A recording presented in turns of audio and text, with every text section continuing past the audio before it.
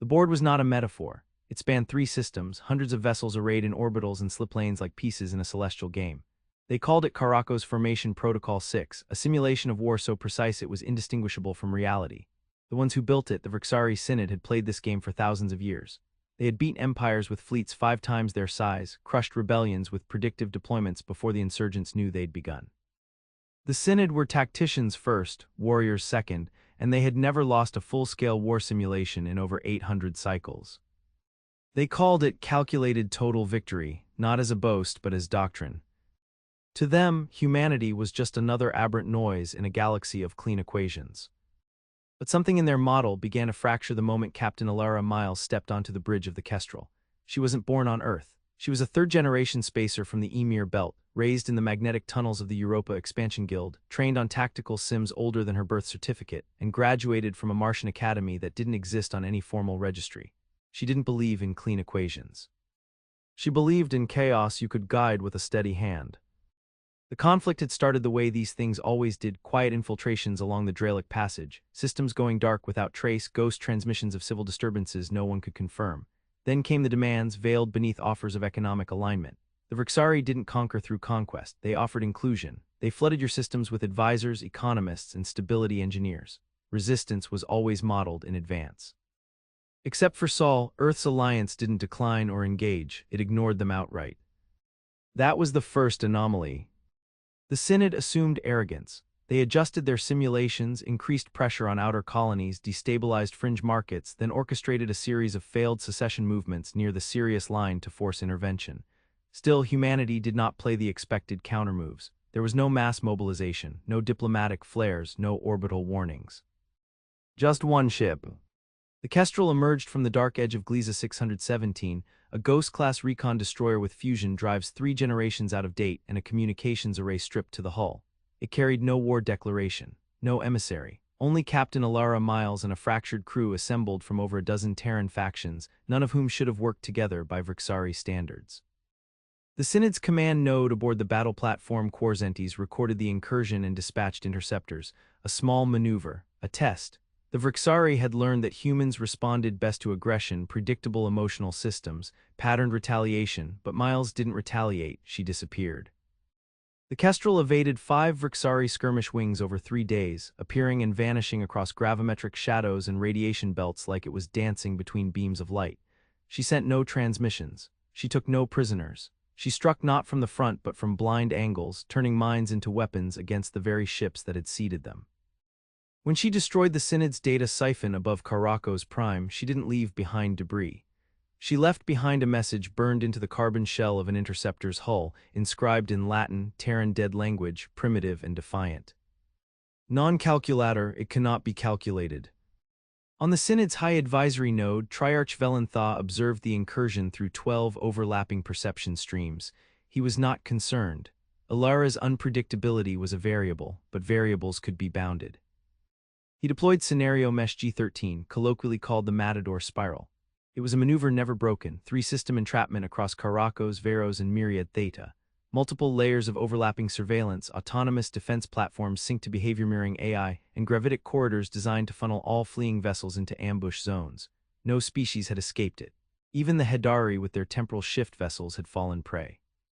Once the trap closed, war ended before it began. Myles flew straight into it. The Kestrel emerged in Myriad Theta's upper orbit 21 hours after the trap deployed. She made no course adjustments, even when every exit vector sealed behind her. The Synod tracked her every move. It was no longer a matter of war, it was cleanup. But then something impossible happened. The Kestrel didn't evade, it split. Not physically, not in any spatial sense the Vrixari understood. It bifurcated through a slingshot maneuver using the system's primary gravity well, collapsing its own signal across 2 coordinated vectors and deploying cold-frame decoys that mimic drive signatures with a degree of variance outside the Synod's model tolerances. At first, the Synod believed this to be desperation. Then they lost one of their primary signal nodes. Then a weapons platform detonated from within. And then, at the edge of Veros, a hidden Earth colony sent a broadcast, not a distress signal, but a burst code confirming capture of Synod infiltration assets planted 5 years earlier. Elara hadn't run into the trap, she had walked into it to trigger the move she wanted. Each step of the Kestrel's incursion revealed buried threads, pre-positioned resistance cells in long-dormant outposts, civilian freight lines retooled as modular gunship relays, a network that couldn't possibly have existed unless humanity had seen the Synod coming years in advance. Elara's ship wasn't the vanguard. It was the match to the powder. On the bridge of the Quarzentes, Triarch Velentha stared in silence. His mind interfaced with thousands of predictive pathways, each leading to calculated success, and watched them collapse one by one. The wargame was no longer playing out on his terms, but he didn't call it defeat, he called it adaptation. Across the three systems, the Synod deployed its war-tier fleets. Entire battle groups of fusion-core dreadnoughts, world-killers, mind-breaker squads trained in psychic suppression, and seeding units carrying planetary overwrites. This wasn't simulation. This was extermination protocol. And through it all, the Kestrel kept moving. The Terran Alliance didn't broadcast calls for help, they transmitted silence.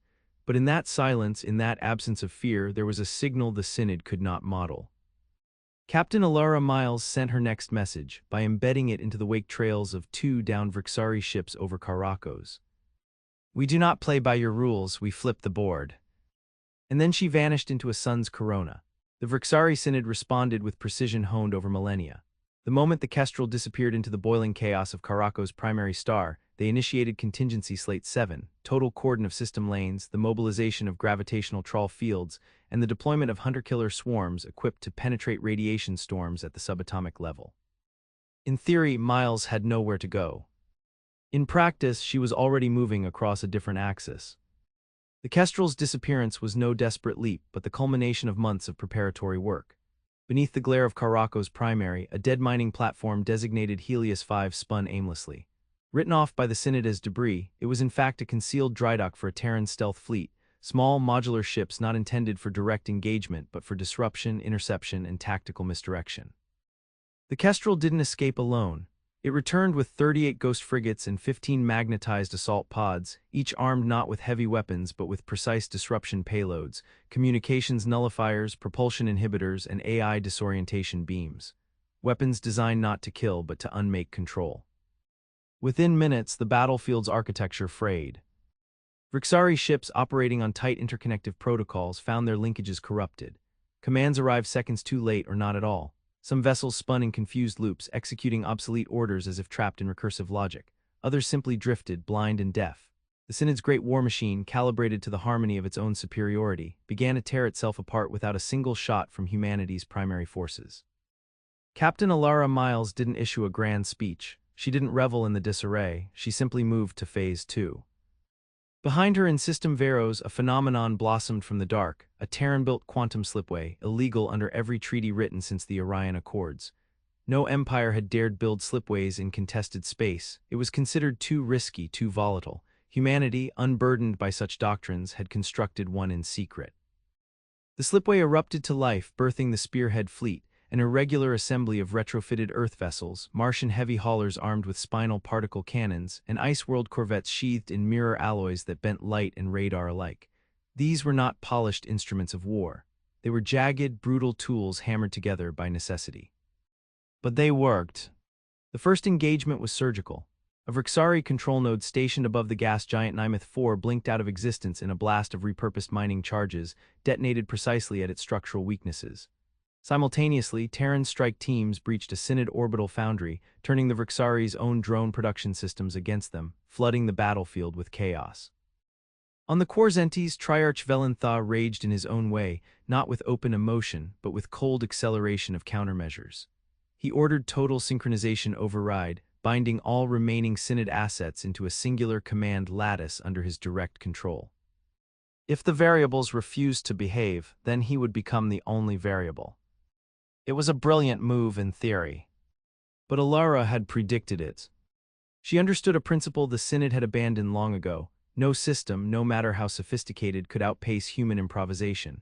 Calculations could predict patterns of response, but they could not account for individual acts of unreasonable courage or reckless innovation. The tighter Velentha pulled his noose, the more brittle his forces became. In System Myriad Theta, a Terran merchant convoy, seemingly unarmed, suddenly deployed a swarm of micro-torpedo clusters that shredded a Vrixari cruiser wing before it could reconfigure its shielding.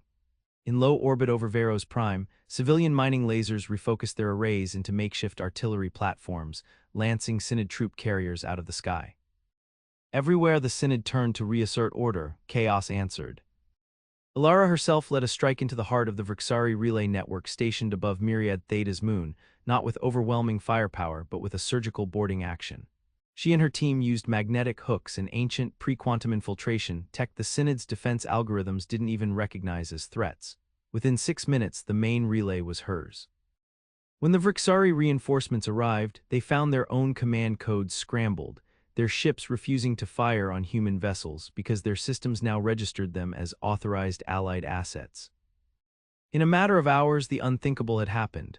The Synod's once perfect game board was in flames, its pieces scattered and its rules rewritten mid-play. Still, Myles knew better than to mistake disruption for victory. The Synod's fleets were vast, their industrial base spanned hundreds of systems. Even crippled, they could rebuild. Humanity couldn't win a war of attrition. Elara didn't intend to. She intended to burn the idea of Vrixari inevitability itself. Her next move was brutal in its elegance. Under cover of the chaos she had unleashed, Myles transmitted falsified strategic withdrawals across captured Synod comm channels. Simultaneously, civilian resistance groups across occupied territories broadcast pleas for Synod protection against rogue Terran insurgents, all timed to create the illusion of a spontaneous, system-wide collapse of loyalty. It worked.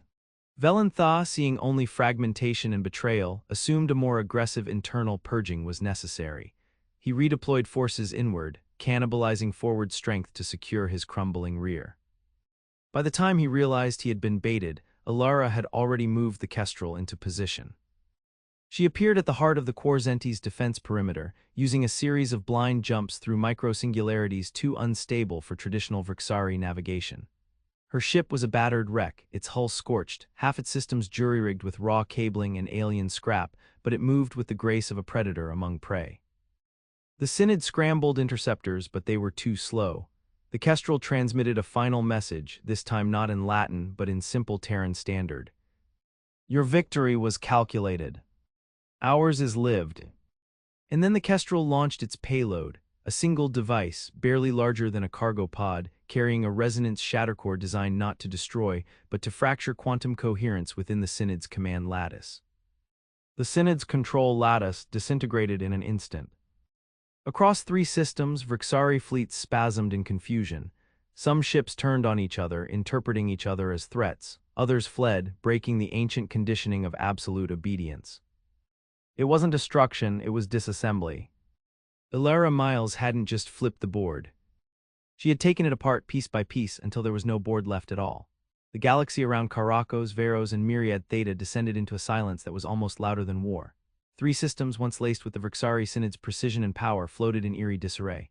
Dead ships drifted like corpses between stars. Burned-out relay stations spun in broken orbits. Transmission bands filled with confused, fragmentary signals, requests for orders that would never come. Yet Elara Myles knew this was not the end. It was only the fracture. Victory in battle meant nothing if the Synod itself could recover, learn, adapt faster than humanity could press the advantage. Myles gathered her battered fleet at the edge of the Veros Rift, a region of gravitational turbulence abandoned by most stellar cartographers. No military strategist would willingly maneuver through the rift's unstable currents. That was exactly why she chose it. Inside a magnetically shielded carrier bay aboard the Kestrel, she addressed her commanders. Not polished admirals or academy graduates, but miners, rogue AI handlers, old voidship captains, and salvagers who had seen more real combat in cargo hold brawls than in any organized fleet action. The Synod isn't just a fleet, she said, standing before a tangled holomap projected against the carrier bulkhead. It's a way of thinking, precise, predictable, beautifully arrogant. We've broken their lattice, but they'll rebuild it unless we change the thinking behind it. She pointed to the heart of the projection, an unmapped cluster marked only by gravitational anomalies and black zone warnings. Their Council of Triarchs will reconvene here. They'll recalibrate, retake lost systems, cut out unstable sectors. It's what they always do when the pattern breaks. She turned, fixing her crew with a gaze sharp enough to pierce armor. We cannot let them think they're still the players. We need to show them they're the pieces. She laid out her next move, an audacious strike not on military targets but on the Synod's philosophical core. The Synod's Triarchal Council did not rule from fortress worlds or grand flagships. They ruled through the Chrysalis Vault, a deep space think tank floating beyond known chart lines, where entire generations of predictive models were cultivated, refined, and set loose into the Synod systems. Destroy the vault and they wouldn't just lose control. They would lose their future. The Kestrel and its surviving task group plunged into the rift, navigating maelstroms of gravity shear and dark matter storms. They jury-rigged their ships to ride the shifting currents, using outdated Terran gravitic dampeners that the Vrixari considered archaic. These old machines, too clumsy for precision, survived where cutting-edge vessels would have been torn apart. The journey was brutal. 3 ships were lost to quantum shear ruptures. Another broke apart from internal stress fractures. Supplies dwindled. Crew members suffered from drift psychosis, hallucinating as the rift twisted time and distance. But they pushed on, driven by something stronger than orders or strategy, something the Synod could never predict. They emerged battered but alive at the edge of a starless void where gravitational anomalies spun like silent hurricanes.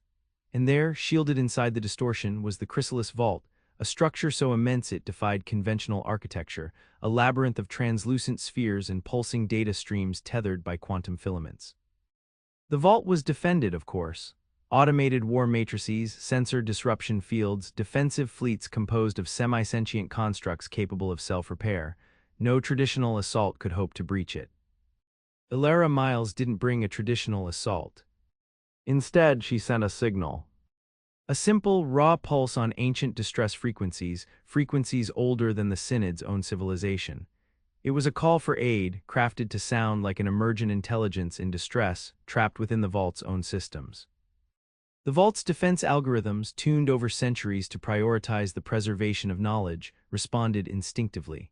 For a critical 17-minute window, they diverted power and adjusted targeting protocols, creating microscopic blind spots across the structure's outer shells. That was all Myles needed. The Kestrel and her fleet plunged into the breach. The battle that followed wasn't a war of fleets but a brutal knife fight in the dark. Boarding pods crashed through the vault's outer shells. Gravity shifted direction without warning. Some Terran soldiers fought on ceilings, others along walls.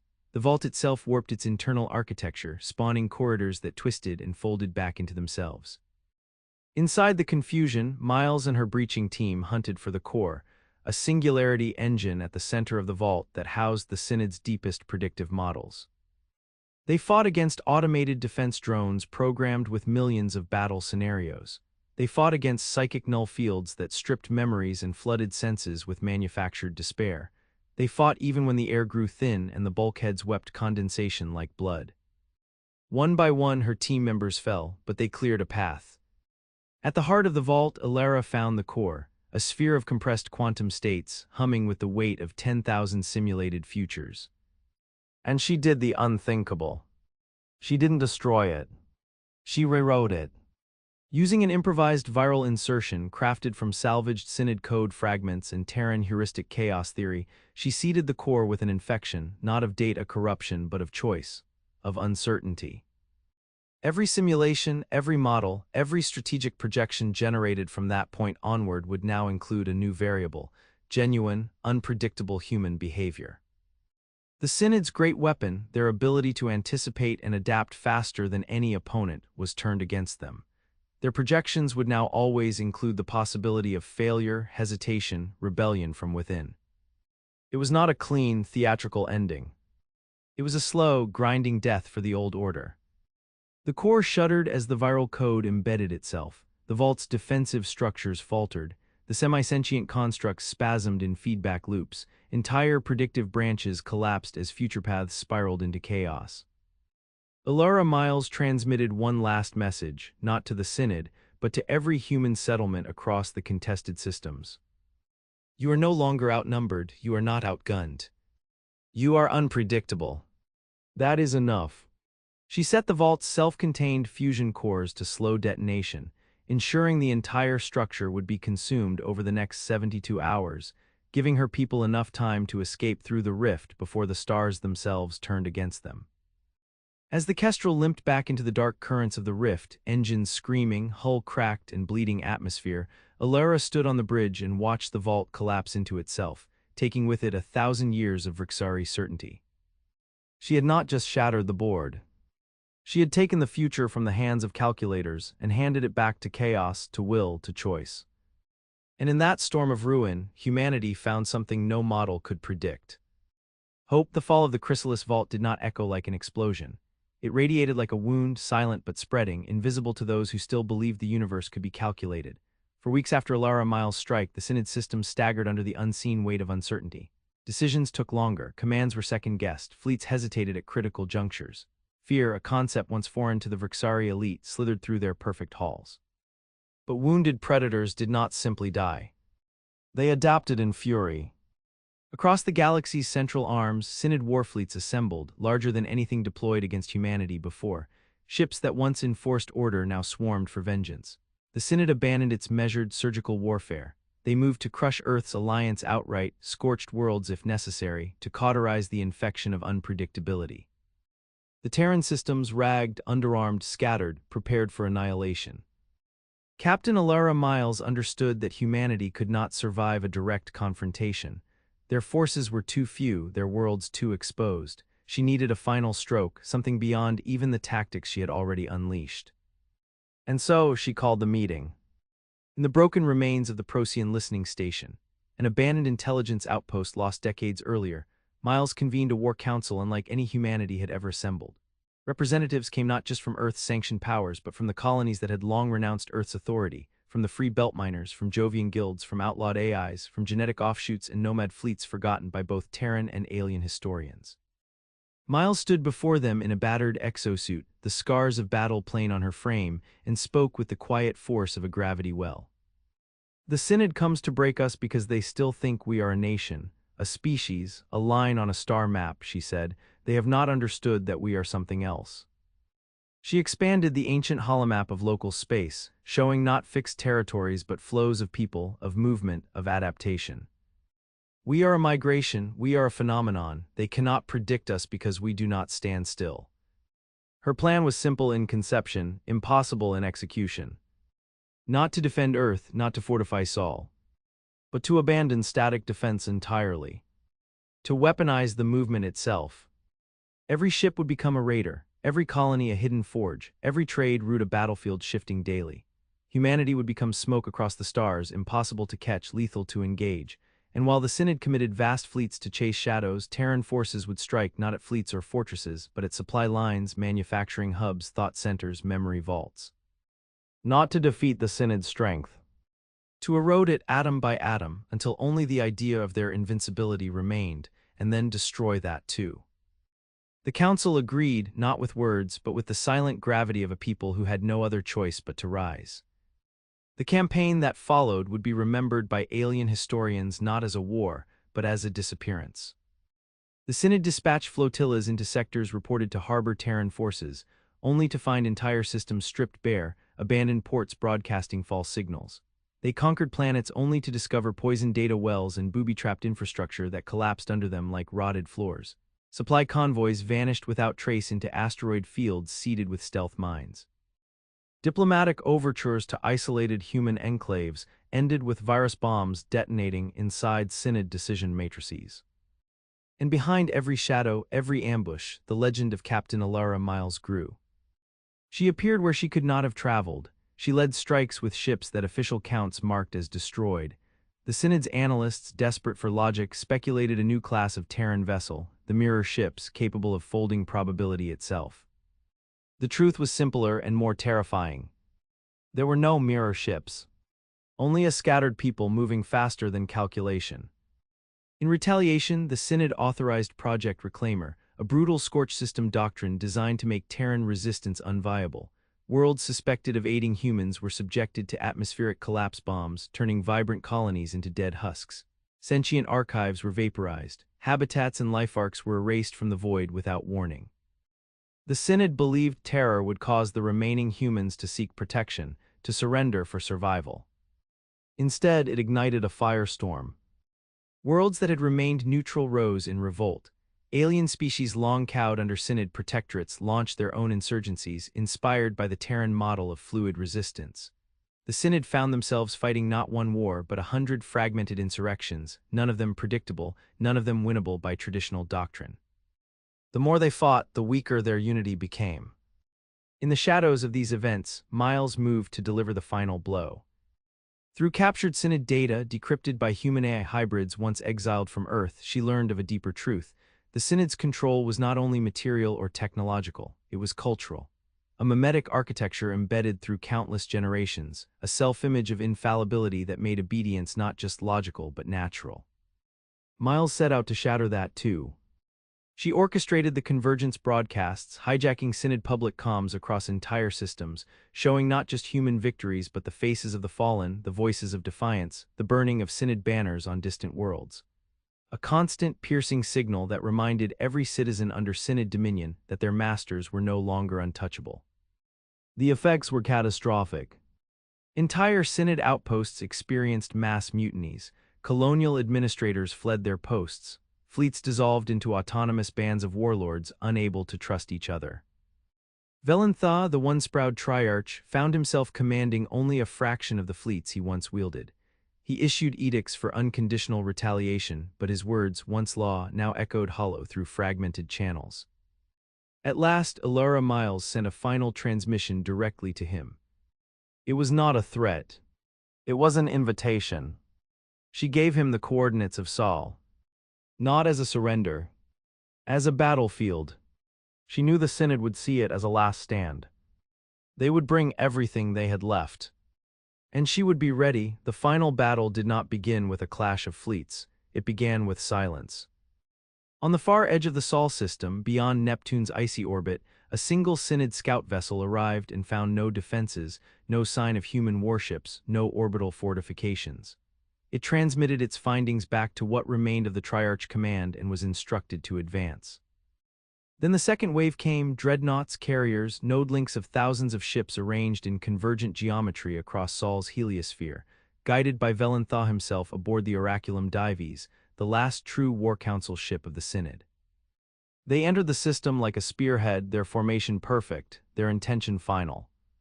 But there was no battle line to meet them. Nothing followed standard patterns. Sol was quiet. Too quiet. The Triarch's aides warned of the irregularity. Velentha ignored them. He believed Elara Myles had made her final move and now waited in Sol's cradle, Earth herself, for him to finish what she had dared to begin. So they descended. They crossed Mars without incident, its orbit abandoned, its habitats cold.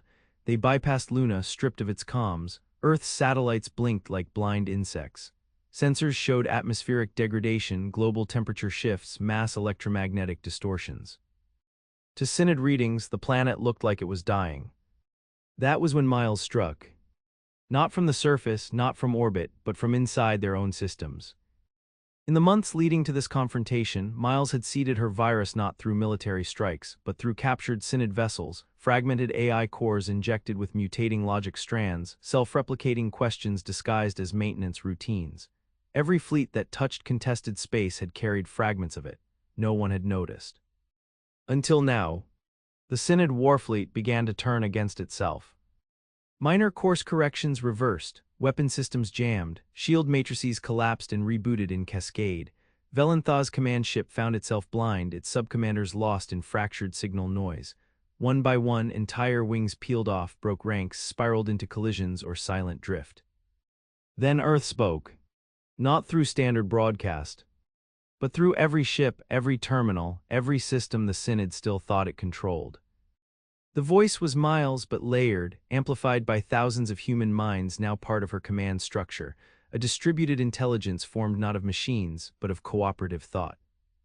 You have come to our world expecting a battle. There is no battle, there is only correction. The Kestrel emerged then not alone, but with a fleet unlike anything the Synod had ever catalogued. Terran ships built in secret shipyards beneath Europa's ice on the asteroid shoulders of Ceres within the storms of Venus, not elegant, not symmetrical, built for movement, adaptation, survival.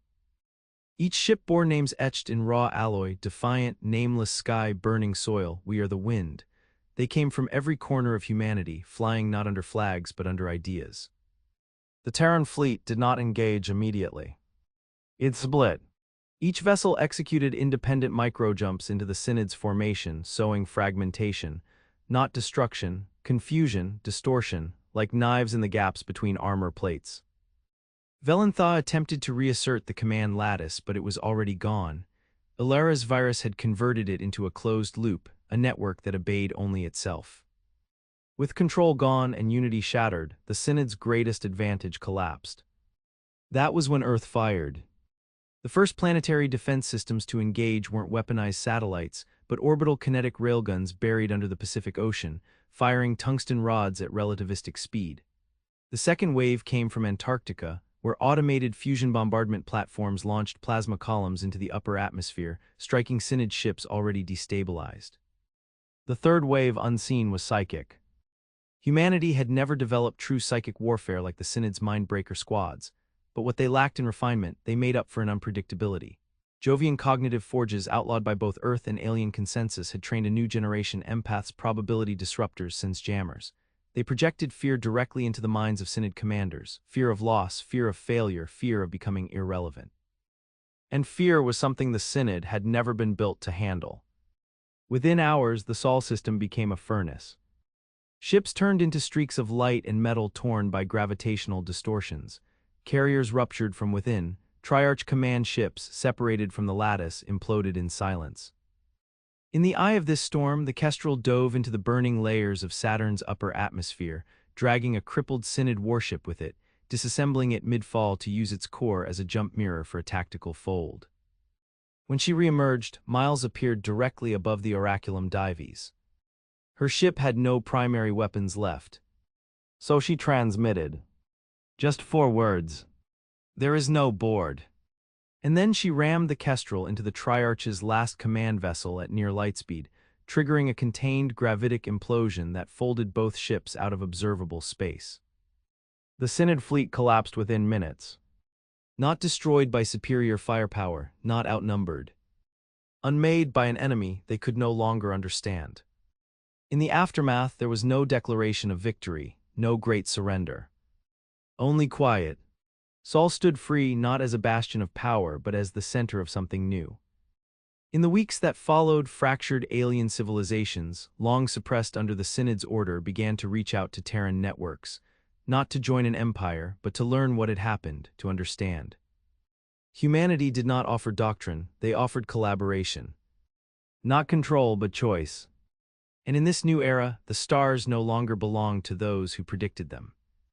They belonged to those who could live through them. Some say Captain Elara Myles died above Saturn, consumed in the collision that ended the war. Others say she survived, fractured across 1,000 Terran vessels like a ghost in the code. But all agreed on one thing. She was the moment humanity stopped being a variable and became the equation.